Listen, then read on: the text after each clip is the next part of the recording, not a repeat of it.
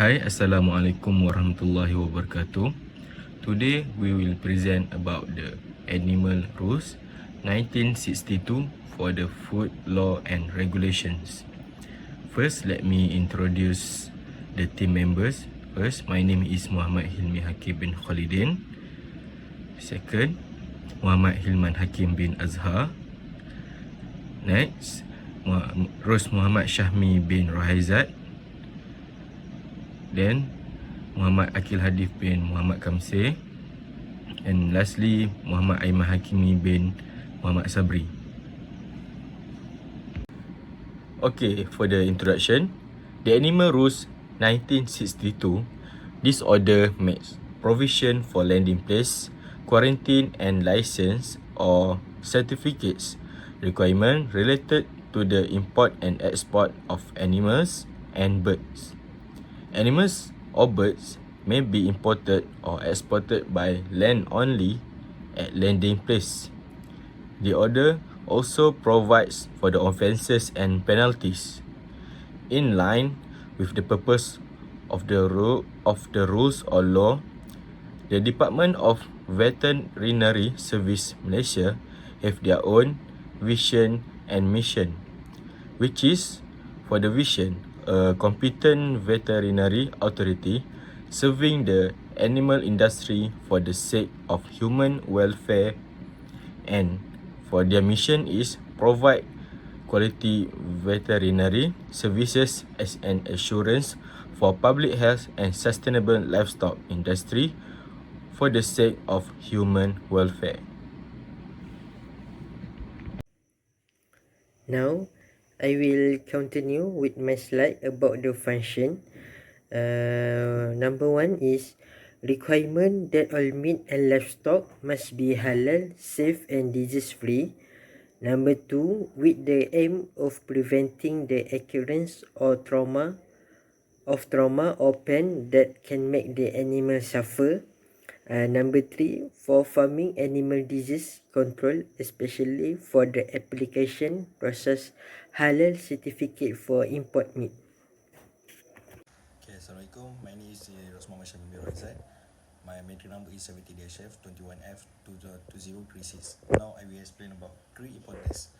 The first one is quality of food. The second one, preventing disease brought by animals import to Malaysia. The third one is animals slaughtered in halal method or criteria.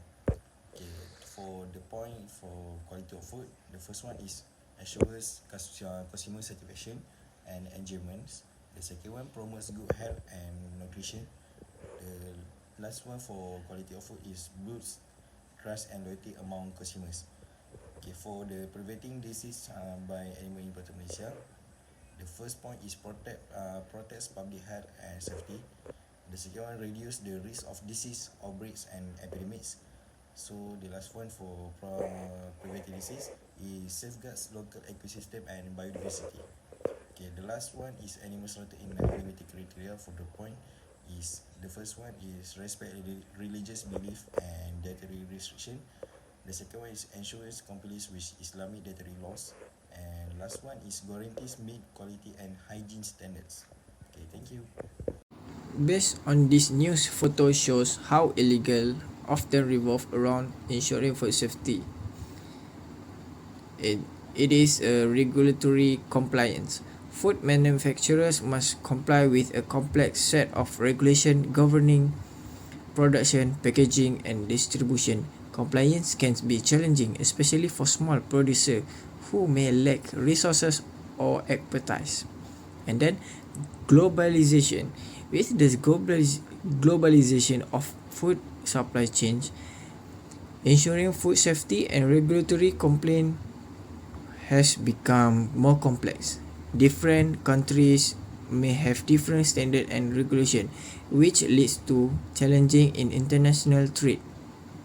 Addressing this issue requires collaboration between government and agency, industry stakeholder and consumer advocates to develop effective regulation that protect public health when supporting innovation and economic growth.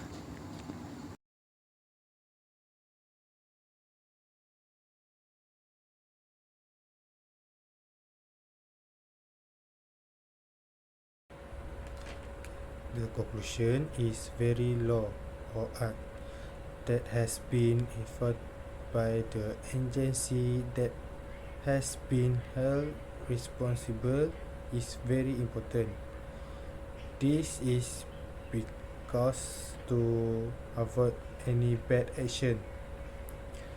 For example, such as the issue of animal import and export that of have illegally with the animal rule 1692 problem or something can be provided